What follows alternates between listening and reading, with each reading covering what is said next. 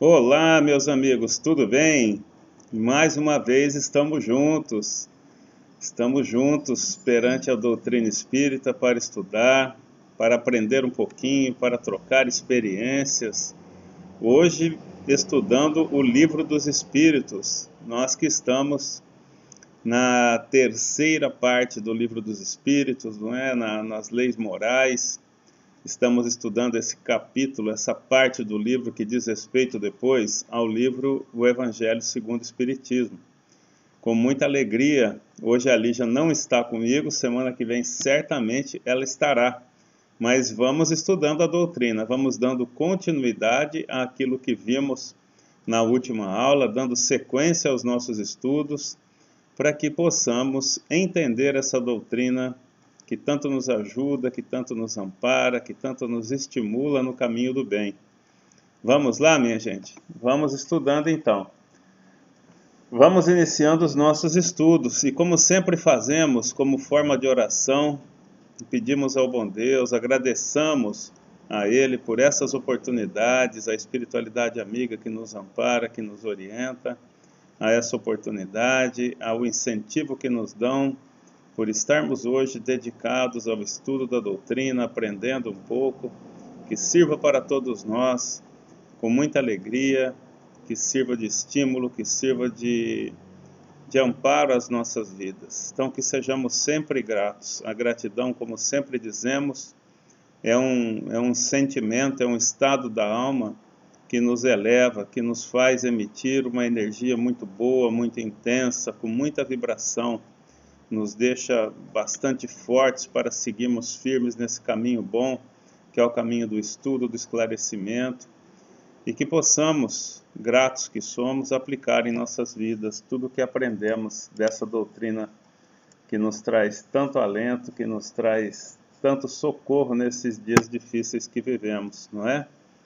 Vamos lá então? Vamos iniciando, como sempre fazemos, não é?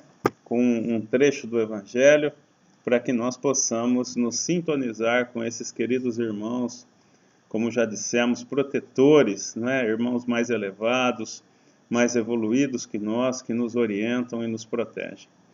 Olha lá, do capítulo 2 do Evangelho, meu reino não é deste mundo. Vamos ver então o que temos aqui.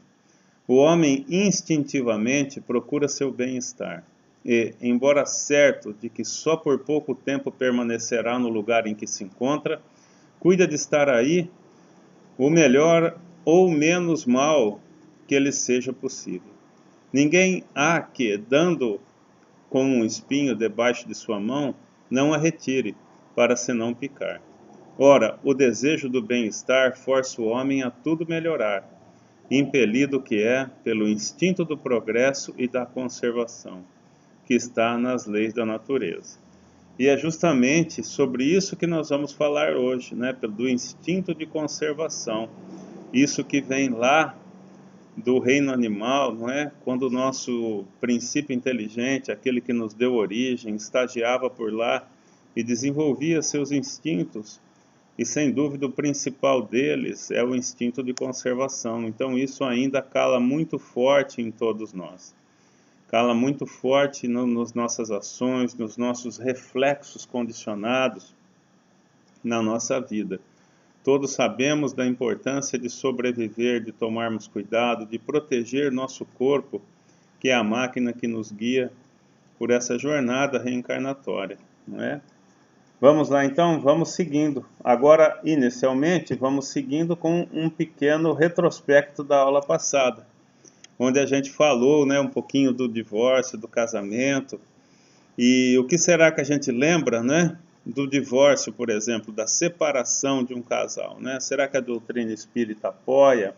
Como vimos na aula passada, a doutrina espírita, ela entende que todos, não é?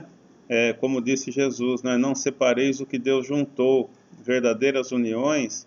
Então, aí a gente viu as variantes, não é? Realmente, muitos casamentos, como vimos, eles são probatórios, né?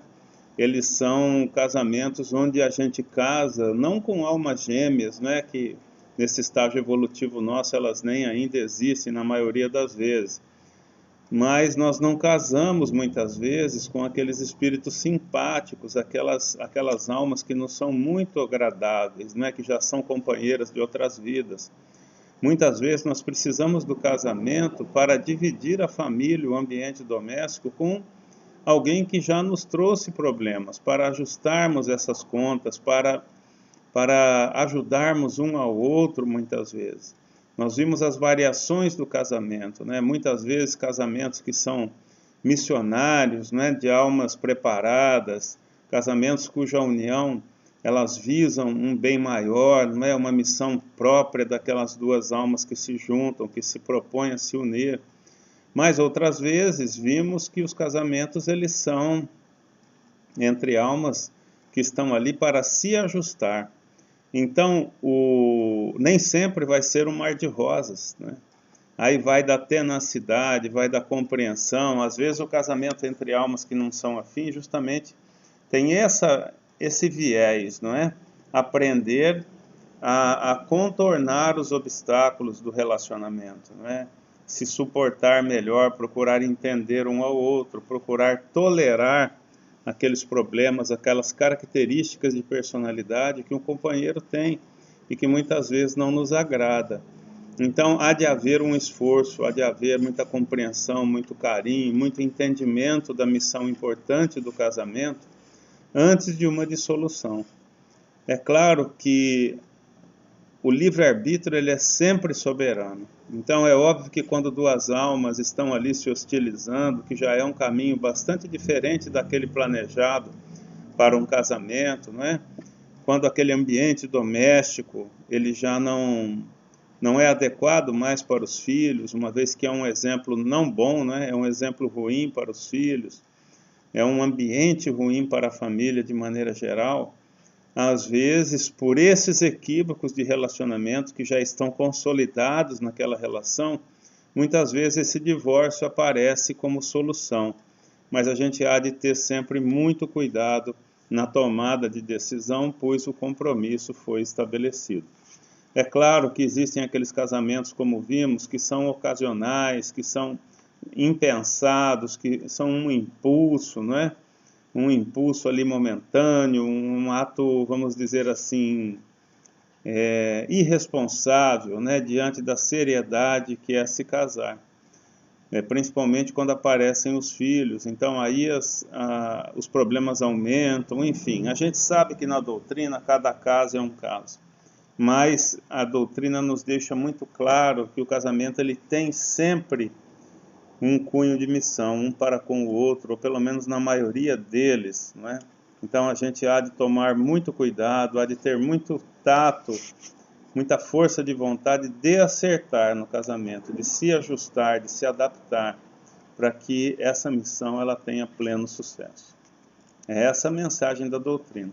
É claro que, acima de tudo, como eu já disse, as boas vibrações, as boas energias. Quando isso não é mais possível, muitas vezes o casal poderá sim tentar, não é, uma outra oportunidade de uma relação melhor, mais produtiva, dentro de uma faixa vibratória melhor, já tendo deixado aquele compromisso inicial para uma outra reencarnação, né, aquela missão que deixou de ser cumprida para um outro momento. Isso é da vida, não é? O nosso livre-arbítrio propicia isso e o processo reencarnatório nos confirma que isso é possível. Mas sempre com muito cuidado, sempre com muito carinho, né? Sempre com muito tato, com muita força de vontade de acertar, porque um compromisso sério muitas vezes vem embutido no ato da gente casar.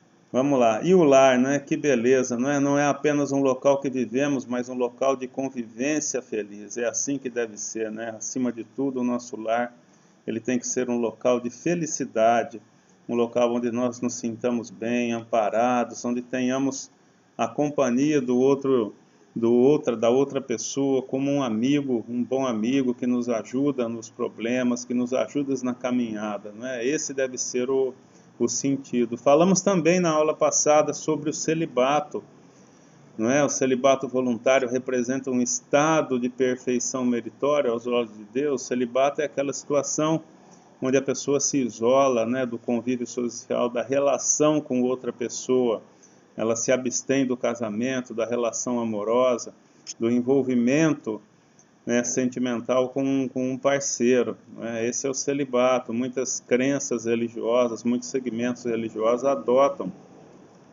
esse procedimento, e a doutrina nos fala que não, né, que não é visto com bons olhos, né? Por quê? Não, e os que assim vivem por egoísmo desagradam a Deus e enganam o mundo.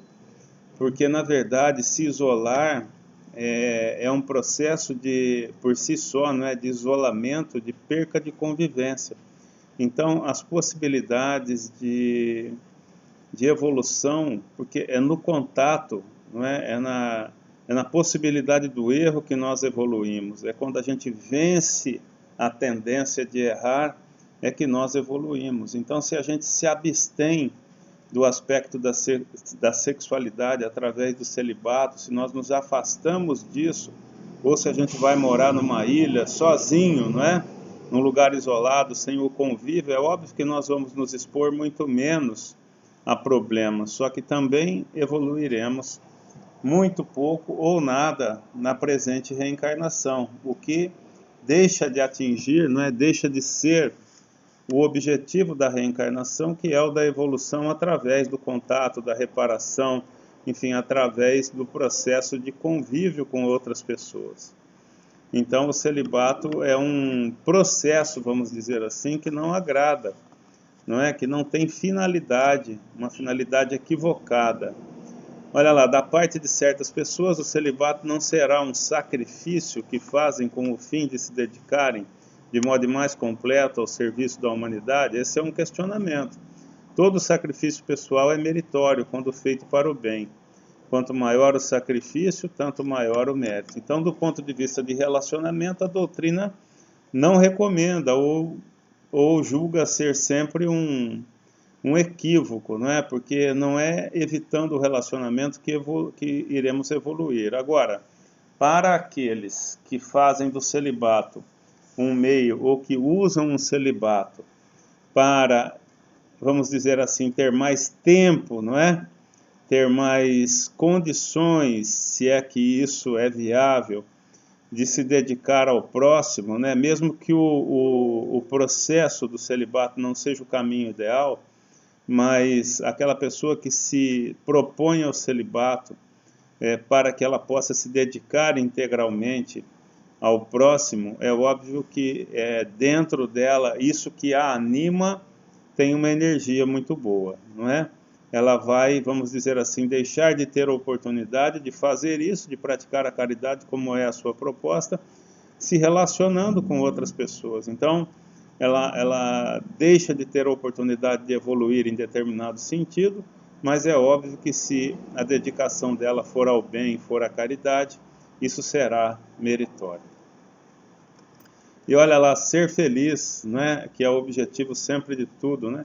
Não é ter uma vida perfeita, mas usar as lágrimas para irrigar a tolerância, usar as perdas para refinar a paciência, usar as falhas para esculpir a serenidade. E a gente precisa do contato, a gente precisa da convivência com outros irmãos para testar, para passar por essas situações. Hoje estamos aqui, terceira parte das leis morais, como eu já falei no começo. Capítulo 5 da lei de conservação, essa lei instintiva fantástica, não é? Que desenvolvemos ao longo de nossa existência evolutiva. Vamos ver o instinto de conservação, 702 e 703, e os meios de conservação, da 704 a 710. Vamos lá, então?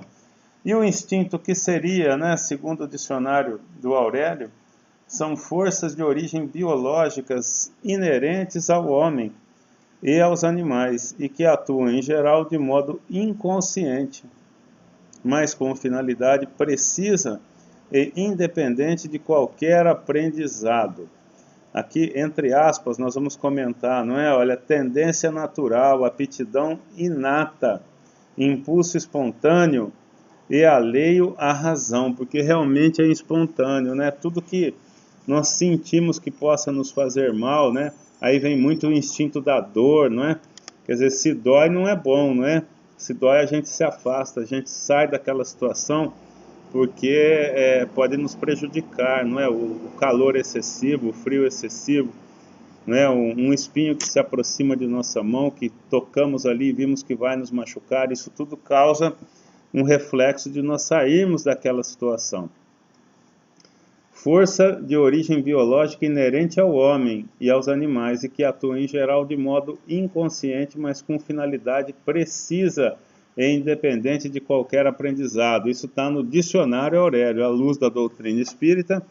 Nós vamos ver que esse instinto, principalmente o de conservação, ele vem sendo desenvolvido no instinto inteligente, né, no princípio inteligente, no princípio inteligente, aquele princípio que vai dar origem ao espírito e que vem estagiando no reino vegetal, no reino animal, e nesses reinos vem desenvolvendo esse instinto, essa capacidade de autopreservação, que realmente ela é reflexa, não é? Ela atua, nós não precisamos pensar para que a gente se desvie por reflexo de muitas situações.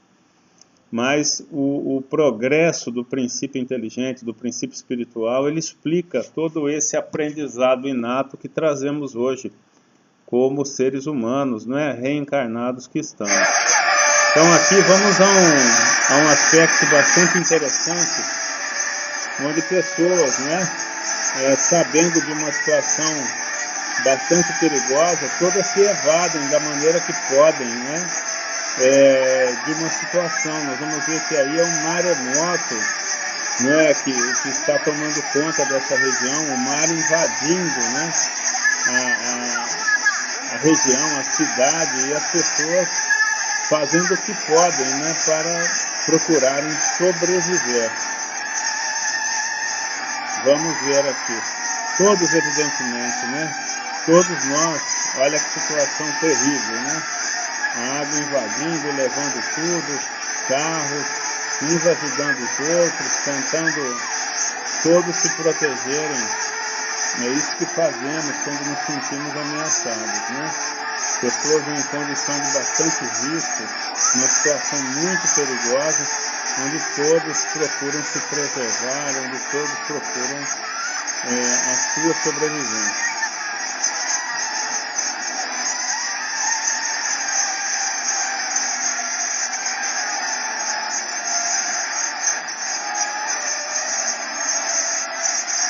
Vejam a natureza, né, como muitas vezes pensa em um volume de água necessário para causar um efeito desses, né? Algo impressionante. E as pessoas, obviamente, todos bastante preocupados, procurando de alguma forma se socorrer, né? Sair dessa situação de perigo para a sua autopreservação. Imagens impressionantes, não é, pessoal? E é isso aí, olha, instinto de conservação. É isso que movia todas aquelas pessoas, não é? Elas sentiam o perigo, né? Sentiam, ali não era uma questão de saber nadar, de ter força física, enfim, era uma situação tão extrema, a força da natureza se expressando de uma forma tão intensa, que todos ali tinham a certeza que se expusessem àquele perigo, não teriam como se defender, não teriam como sobreviver. Então vamos lá, olha, a lei de conservação, é a lei da natureza, o instinto de conservação, é a lei da natureza, o instinto de conservação, sem dúvida, né, desenvolvido lá no reino vegetal, desenvolvido no reino animal. Quantas plantas têm instintos que começam a se desenvolver, onde ao toque, né, de um ser humano, no seu caule, elas se retraem, não é? Isso tudo é instinto de conservação. Quantas flores não se fecham no período do frio, né, para que não queime a sua essência ali.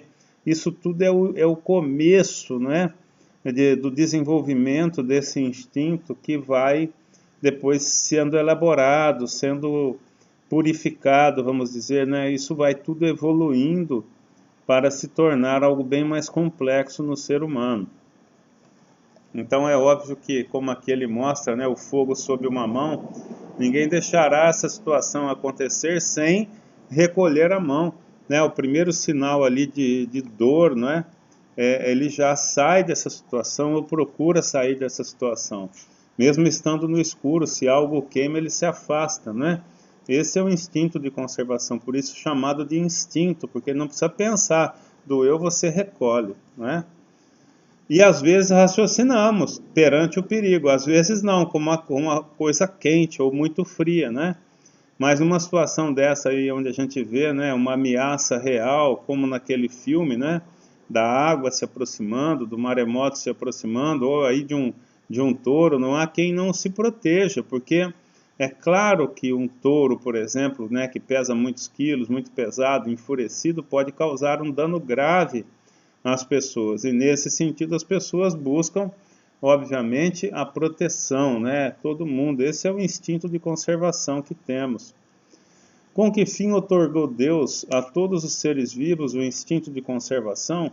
Justamente, qual seria, pessoal? Né? Com que fim? Porque se a finalidade da reencarnação é a nossa evolução, se temos todo um planejamento reencarnatório, que muitas vezes envolve anos, né? Envolve espíritos superiores, é para que possamos, através daquele tempo programado para a nossa vida, evoluir. Então é óbvio que nós precisamos nos manter vivos, né? Manter o corpo vivo, porque aquele corpo, o corpo biológico, é o instrumento, é o carro, né? É o nosso condutor, é aquilo que nos possibilita estar vivenciando o processo reencarnatório. Então precisamos cuidar bem do corpo, precisamos mantê-lo vivo, né? Funcionando, para que nós consigamos atingir os nossos objetivos. Desenvolver moralmente, desenvolver intelectualmente, que são os objetivos reencarnatórios de todos nós. Então, conservar o corpo faz parte, não é, do processo reencarnatório. É por isso que muitas pessoas, né, que descuidam do corpo físico, que relaxam na manutenção do corpo físico, se alimentando mal, bebendo bebidas que fazem mal, cuidando mal do corpo, são considerados o que? Suicidas involuntários ao chegarem no plano espiritual. Porque eles abreviam o tempo que lhes cabia no processo reencarnatório. E é muito importante, porque muita coisa se pode fazer em 5 anos, em 10 anos, né? Quiçá em 30 anos. Pensa quanta coisa nós não podemos transformar em nossas vidas nesse período. E se abreviamos o tempo de reencarnação pelo descuido, né, por não seguir ou por não atentar para a conservação de nosso corpo físico, nós estaremos indo de encontro a uma lei natural, uma lei de Deus, né, que é o instinto de conservação, é viver da melhor forma possível, o máximo de tempo possível, para que possamos aproveitar ao máximo a experiência reencarnatória que nos foi possibilitada pela espiritualidade superior. É assim que devemos pensar. Vamos prestar atenção nessa fantástica experiência dos pinguins. Nenhuma criatura viva teria sobrevivido. Esses pinguins, eles se deslocam para uma região inóspita demais. Todo ano, eles caminham 20 dias e 20 noites seguidas para chegar num lugar que não há vida, de tão inóspito que é, para procriar. Lá eles se juntam, formam os casais e procriam nos lugares mais inóspitos do planeta. Olha lá, só para encontrar um companheiro. Seguindo o instinto de sobrevivência, porque eles sabem que lá os seus filhotes estarão seguros.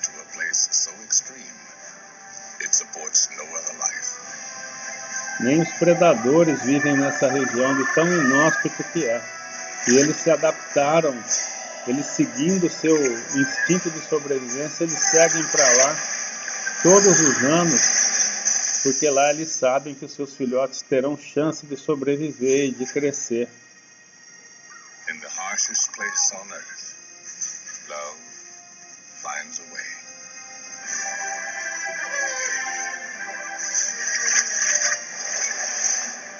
This is the incredible true story of a family's journey to bring life into the world.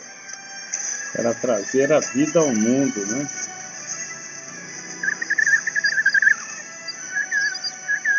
É óbvio que nem para o pinguim, que é adaptado às regiões frias, esse seria um bom lugar. mas é o lugar que eles se sentem seguros, né? O instinto de sobrevivência os arrasta para lá, mesmo as condições sendo extremamente inóspitas. Fantástica essa história, né? Olha lá, 704. Deus, dando ao homem a necessidade de viver, sempre lhe forneceu os meios para isso? Será? Não é? Aí a gente pensa um pouquinho, né? Isso é fantástico, né? Porque quando a gente começa a pensar nisso, né? Nessa questão levantada, Deus, a natureza, será que deu ao homem os meios para que ele sobrevivesse? Para que ele viva? Pensa na história dos dinossauros, né? Os dinossauros tiveram que ser extintos do planeta para que o homem pudesse aparecer, porque o homem não seria páreo, né? Para o dinossauro, um predador de grande porte, né? Então precisavam os grandes dinossauros desaparecer do planeta. Aí apareceu um cometa, não é? Do tamanho certo, caindo no lugar certo, provocando aquele fenômeno, né, de cobertura do ar pela poeira, enfim, pelo fogo. Não extinguiu a vida planetária, mas extinguiu os grandes predadores, que eram os dinossauros. E aí os pequenininhos, né, que me parece, né, segundo a ciência, que hoje são representados pelos pássaros, né, são os, vamos dizer assim, o que sobrou dos dinossauros, não oferecem perigo ao ser humano. E aí o ser humano pôde, ao longo das eras, evoluir. Os mamíferos, de maneira geral, puderam, vamos dizer assim, dominar o cenário planetário, porque antes eles não dominavam pela existência do dinossauro, né? Dos dinossauros, né? Então, olha aí a natureza, né? Onde se lê Deus, né? Onde a gente pode ler Deus, indicando para esses irmãozinhos, dando a oportunidade para esses irmãos, os seres humanos, né, reencarnarem no planeta e poderem sobreviver. Né? Fantástico isso, como sempre existe a providência favorecendo, né, trazendo a possibilidade da vida no planeta. Vamos seguindo aqui. Será que Deus então forneceu ao homem essa possibilidade? Olha que certo. E se ele não os encontra, é que não os compreende os meios, né, para que isso aconteça. Olha lá, outra questão. Por que a terra nem sempre produz o bastante para fornecer ao homem o necessário? Será que a terra não produz? Será que a terra não fornece ao homem o necessário? Vamos ver, né? Vamos ver aqui. Por que será que algumas pessoas, né, ainda passam fome, por exemplo? Será que um dia o alimento vai acabar no planeta Terra? Será que isso poderia acontecer com Jesus no comando desse planeta, não é? Um espírito de luz que criou o planeta há bilhões de anos atrás. Será que chegaremos um dia nesse ponto? Ou será que muitas vezes não é, a fome existe pela ganância de alguns, né?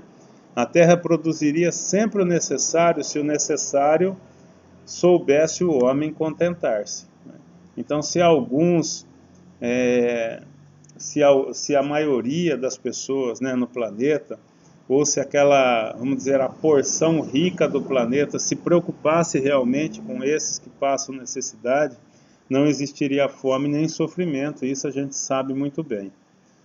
Vamos assistir aqui também um filminho que mostra isso, e é fantástico esse exemplo de vida desse nosso irmão. Vamos aqui assistir.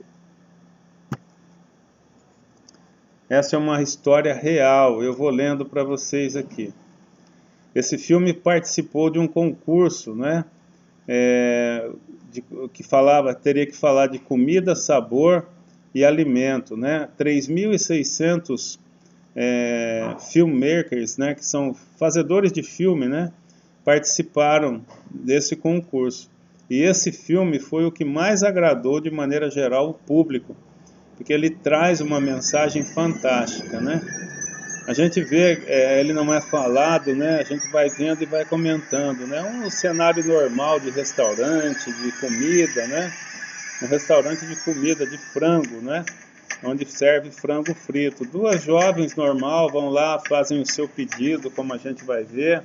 recebem a sua comida, todas felizes, não é? Passeando, interagindo. Olha que beleza, fazem o seu pedido. Quantas vezes não fizemos isso, né, na nossa vida?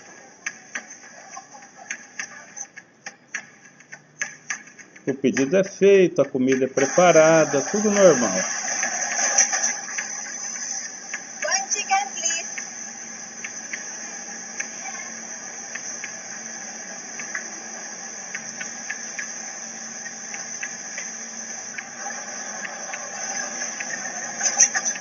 Uma porção farta de alimento é servida.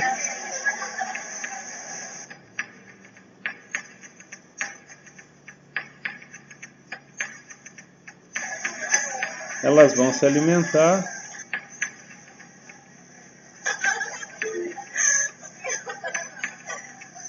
Tudo muito cotidiano, né? Em todas as cidades do mundo é uma cena que se repete. Elas terminam a sua alimentação, estão satisfeitas. Existe uma sobra de alimento.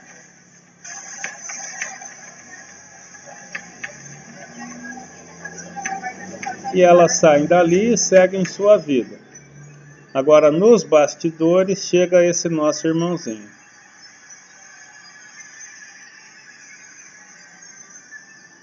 Esse filme foi baseado numa história real, né? Isso existe realmente nessa cidade da Ásia. Ele se dirige aos bastidores do restaurante, à cozinha, com esse recipiente, que é um plástico, né? E ele vai o quê? Ele vai utilizar-se das sobras desse restaurante. São sobras que são deixadas, né? Já especificamente para isso, né? Os funcionários já deixam de uma forma que não misture, né? Mas a proteína, os restos dos frangos, olha aí. Então ele vai separando aqueles que têm um pouco mais de substância, daqueles que ainda não servem, né? Já não tem mais nenhum tipo de carne, e ele vai se dirigir, sai dali. E agora a gente começa a ver a finalidade desse nosso irmão fazer isso. Ele se dirige a uma comunidade carente, né? Bastante carente.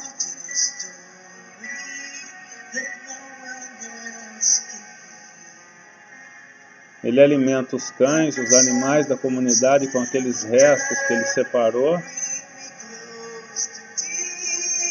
E do jeito dele, né? Do jeito que ele pode, ele alimenta as crianças dessa maneira.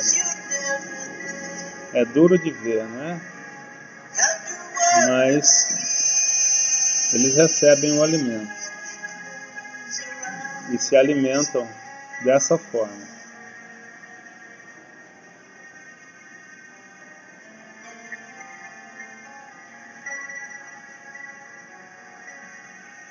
E se esse rapaz não fizesse isso, certamente as pessoas, aquelas crianças que ele passou lá primeiro, passariam fome, né?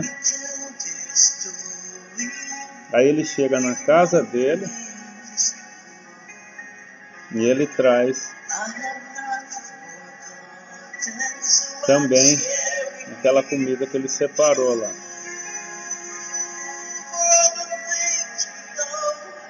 para alimentar a família dele.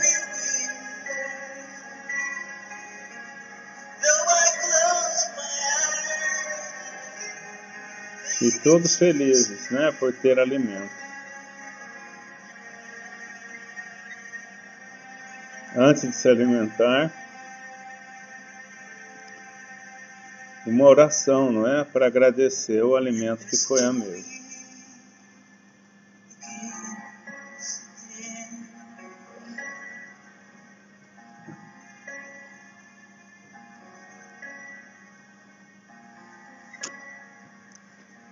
Aqui o vídeo fala, né, que 25 mil pessoas todo dia morrem de fome ao redor do mundo, né? E esses pequenos aí, mesmo se alimentando dessa maneira, que parece repulsiva a muitos, né? Mas é alimento e os mantém vivos, né? Então que a gente possa, né, meditar sobre coisas desse tipo e tentar dar um direcionamento, né, na medida do possível, para ajudar esses mais carentes, né? De alguma forma, um pouquinho que possamos fazer, certamente muda a vida de muita gente, como esse irmãozinho, dentro da simplicidade dele, né? Porque o que a gente vê, não é, com esse irmão, é uma simplicidade muito grande no que ele faz. Ele leva para a família dele esse alimento, né? Só que ele pensa também nos outros, né? Ele, além de levar aquele resto, né, de alimento que ele separa ali, que o pessoal do restaurante também não mistura tudo, né? Até mistura, né, uma parte, mas outra parte separa, ele vai lá e aproveita aquilo para o seu sustento, para o sustento de sua família e para o sustento daquela criançada, daqueles animais que vivem naquela comunidade sem amparo. Do jeito dele, ele resolve a vida dele, resolve a vida de outras pessoas, ajuda da maneira que ele pode, dentro da simplicidade extrema do gesto dele, não é? E pessoas poderosas, não é, que têm muito, que poderiam muito ajudar, não é? Certamente não existiria fome no mundo. Mas são fases da nossa evolução, né? São fases da nossa vida que nós precisamos ir vencendo, ir aprendendo com esses exemplos fantásticos, né? E ir seguindo num caminho de chegarmos perto, né? De ajudarmos de uma maneira definitiva, né? Significativa aqueles menos favorecidos. Vamos seguindo, minha gente. Olha aí, ó. 706. Por bens da terra, unicamente se devem entender os produtos do solo? Será que só os produtos que vêm do solo, só o alimento são os bens da terra? Olha lá, por bem da terra, né, seria o quê? A fruta, né, seria as árvores, né, tudo, porque da árvore, não é? Da árvore vem o papel, vem o alimento, do solo vem os alimentos, mas vem também a madeira, que constrói os móveis, né, que produz os livros. Então, ó, por bens da terra, unicamente se devem entender os produtos do solo. Olha lá, né? O alimento que cresce, que dá origem ao animal, que dá origem, não é, aos alimentos de maneira geral. O mais precioso bem da humanidade, qual seria? Então, a terra é que oferece para todos nós o nosso sustento de alguma maneira. É claro que o trabalho é necessário, é claro que tudo precisa de transformação, muita coisa, né? A essência do ser humano, ela vem da colheita, né? Antigamente, nos primórdios da civilização, não se plantava, né? Não se cultivava, não se criava o gado, né? Simplesmente se colhia o que a natureza produzia, as frutas, enfim.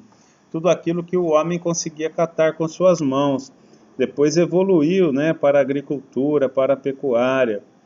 E a terra provê o alimento que todos nós usamos para a sobrevivência, como a gente já vem mencionando nessa aula.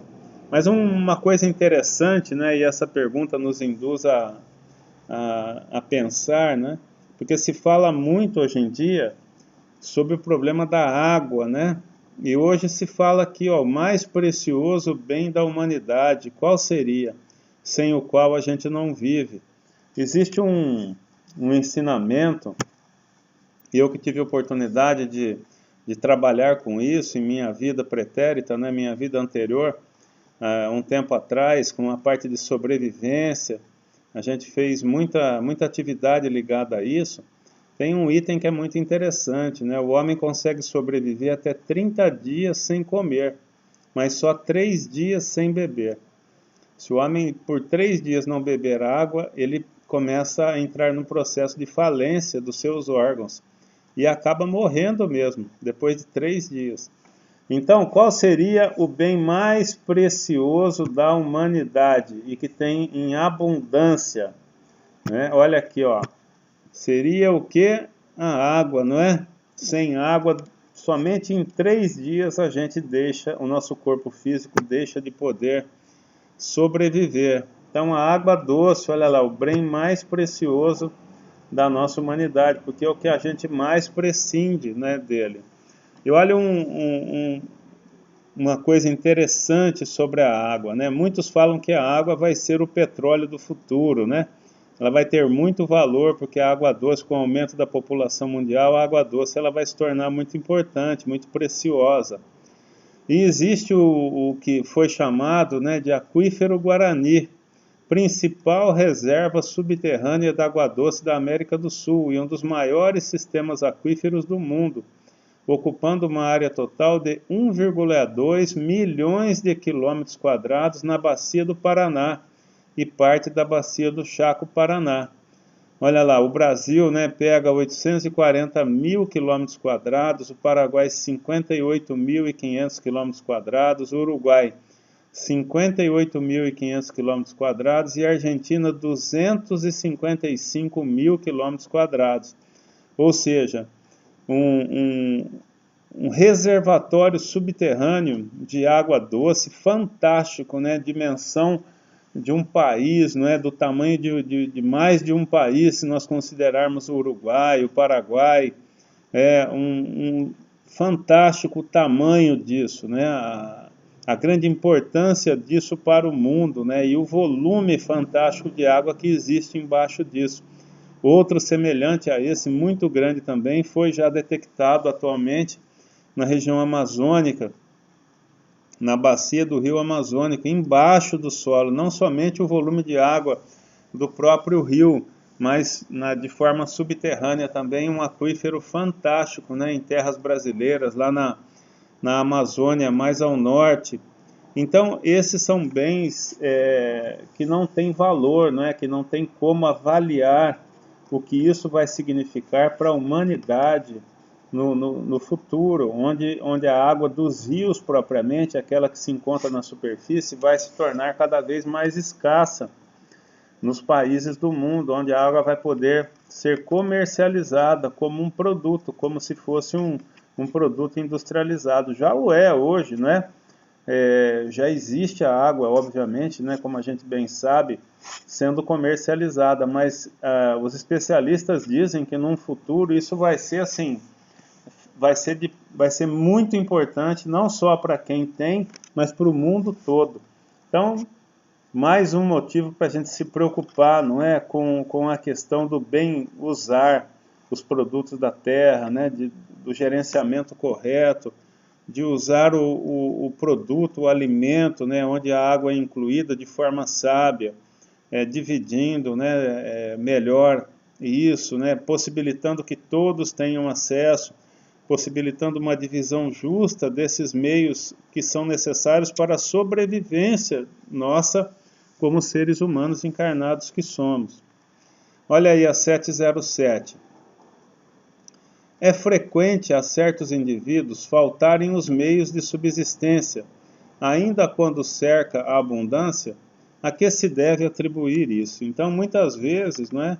Para muitos existe a falta de alimentos, muitos passam fome, só que ao redor deles, perto deles, existe abundância. Por que será que existe ainda isso na humanidade? Ao egoísmo dos homens, que nem sempre fazem o que lhes cumpre. Depois, e as mais das vezes, devem-no a si mesmos. Então ele fala que ainda são aspectos, né, nós que vivemos num planeta de prova e expiação, o orgulho, o egoísmo, sem dúvida, estão por trás, né, desses atos, desses gestos ainda de muitos, em permitir que seres humanos, nossos irmãos, passem fome, passem sede, sendo que essa fome e essa sede poderiam estar sendo amenizados ou extinguidos com a sua ação, pelo poder financeiro que possuem, pela força que possuem para movimentar forças na sociedade. Olha lá, terão cometido crime os que em certas situações críticas se viram na contingência de sacrificar seus semelhantes para matar a fome? Se houve crime, não teve este a atenuá-lo a necessidade de viver, o que resulta do instinto de conservação? Então a gente está falando aqui de situações que a história conta, as várias histórias contam, de pessoas que, vamos dizer, tiraram a vida de outros, né, por diversas razões, para se manter vivas. O que pensa a doutrina sobre isso, né? Olha lá, vem a resposta. Já respondi quando disse que há mais merecimento em sofrer todas as provações da vida com coragem e abnegação. Em tal caso, há homicídio e crime de lesa natureza, falta que é duplamente punida. Então, é claro que, né, a doutrina espírita jamais vai apoiar um gesto de se tirar a vida, a não ser que seja, obviamente, para que não perca a sua, né, a legítima defesa, que faz parte do instinto de conservação. Mas tirar a vida é sempre um gesto muito grave, é um gesto muito sério. Você interromper um processo reencarnatório traz um karma muito forte, traz uma consequência muito forte para nossas vidas futuras, né? Nós interrompemos a oportunidade de um ser se desenvolver. Mesmo com a alegação, né, de que você fez aquilo para sobreviver, e é claro que cada situação é uma situação diferente, né, não haveria uma regra que se pudesse generalizar, mas tirar a vida de alguém é algo muito sério que nós temos que pensar. E o caso aqui, não é, pessoal? Todo mundo já ouviu falar daquele avião, não é? O avião uruguaio, da Força Aérea Uruguaia, que caiu nos Andes, com várias pessoas a bordo, e que os sobreviventes se alimentaram de carne humana, né, daqueles que perderam a vida para sobreviver, mas eles não tiraram a vida desses irmãozinhos, né? Os irmãozinhos morreram, perderam seu corpo físico em função do acidente.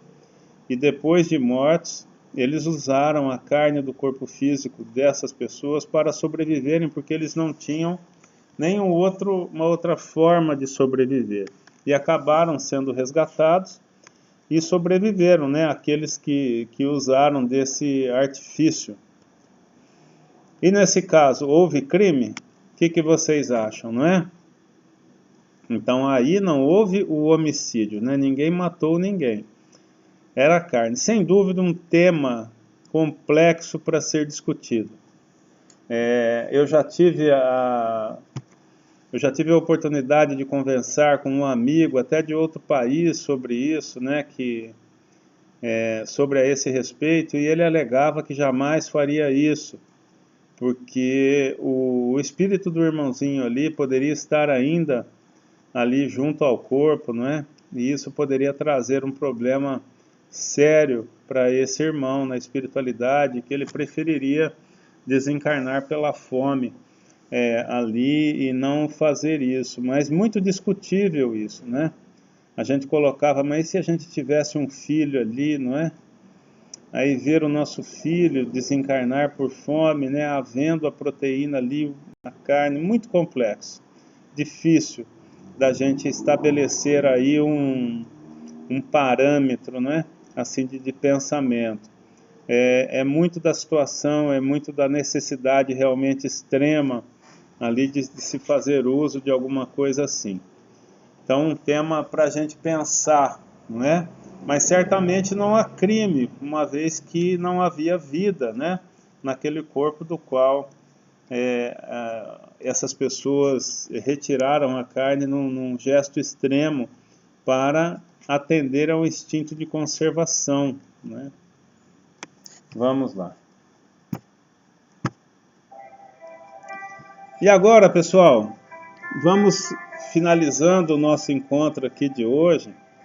Vamos ver um poema, né? Uma parte de um texto do livro Leis Morais da Vida, psicografia de Divaldo Pereira Franco, pelo espírito de Joana de Ângeles, cujo tema é desperdícios. Muito bonito. Vamos aqui. Há muito desperdício no mundo, fomentando larga faixa de miséria entre os homens. O que abunda em tua mesa falta em muitos lares. O excesso nas tuas mãos é escassez em inúmeras famílias. O que te sobra e atiras fora produz ausência em outros lugares. O desperdício é fator expressivo de ruína na comunidade. O homem, desejando fugir das realidades da vida, afoga-se na fantasia, produzindo as indústrias da inutilidade, abarrotando-se com os acúmulos. Muitos cristãos distraídos, porém, complicam os deveres, sobrecarregando-se do dispensável. Desperdiçam valores, tempo e oportunidade, edificante para o próprio aperfeiçoamento. Desperdiçam alimentos em banquetes, recepções, festas extravagantes, com o que disputam vaidades. Desperdiçam medicamentos em prateleiras empoeiradas, aguardando no lar doenças que não chegarão, ou, em se apresentando, os encontram ultrapassados. Desperdiçam trajes e agasalhos em armários fechados, que não voltarão a usar. Desperdiçam moedas irrecuperáveis em jogos e abusos de todo gênero, sem qualquer recato ou zelo. Desperdiçam a saúde nas volúpias do desejo e nas inquietações da posse com sofreguidão. Desperdiçam a inteligência, a beleza, a cultura, a arte nos espetáculos do absurdo e da incoerência. Reparte a tua fatura com a escassez do teu próximo. Divide os teus recursos, tuas conquistas, e vê-los-á multiplicado em 1000 mãos que se erguerão louvando e abençoando as tuas generosas mãos. Como semeares, assim recolherás. O que desperdiçares hoje, faltar-te-á amanhã, não o duvides. Se pródigo sem ser pródigo sem ser perdulário, generoso sem ser desperdiçador, e o que conseguires será crédito ou débito na contabilidade da tua vida eterna. Fantástico, não é, meus irmãos? Então, que sem dúvida que possamos, com mais esse aprendizado, com mais esse capítulo do nosso querido Livro dos Espíritos, que a gente possa refletir, né, coisas como nesse poema apareceram, coisas simples, não é? Por exemplo, a nossa casa recebe medicamentos, a nossa casa recebe alimentos para doar para famílias pobres. Nós temos um médico que aproveita esses medicamentos que muitas vezes vão vencer, como ele falou, né, remédios se acumulam em nossos armários que não serão usados. Roupas acabam se estragando em nossos armários que jamais serão utilizadas. Então que a gente possa, do pouco que está ao nosso alcance, daquilo que é possível doarmos para pessoas como a nossa casa, entidades como a nossa casa, que procura os caminhos para direcionar um pouco de alimento a essas famílias que vão passar fome, né? Vestimentos para aqueles que passam frio, agasalhos.